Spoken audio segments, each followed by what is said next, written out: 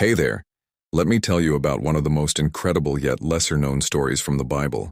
It's about a woman named Abigail, and trust me, it's got everything: quick thinking, wisdom, and even a touch of romance. So picture this.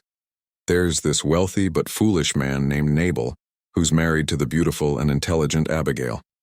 One day, the future King David sends some of his men to Nabal, politely asking for provisions since they'd been protecting Nabal's shepherds. Pretty reasonable request, right? But Nabal, he basically slams the door in their faces. Not smart, considering David was rolling up with 400 armed men ready to teach this guy a lesson. This could have turned into a bloodbath, but here's where it gets interesting. Abigail hears about her husband's foolishness and springs into action. Without telling her husband, she quickly gathers tons of food: bread, wine, sheep, grain, raisins, and figs, and rides out to meet David.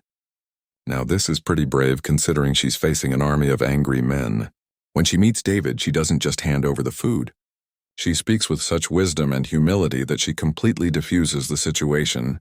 She basically says, "Look, my husband's name Nabal literally means fool, and he's living up to it. Please don't stain your future kingship with bloodshed."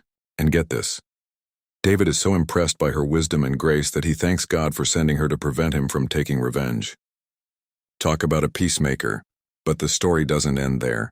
A few days later, Nabal dies from what seems like a heart attack after learning what nearly happened. And here's the twist. David, remembering Abigail's wisdom and beauty, ends up marrying her.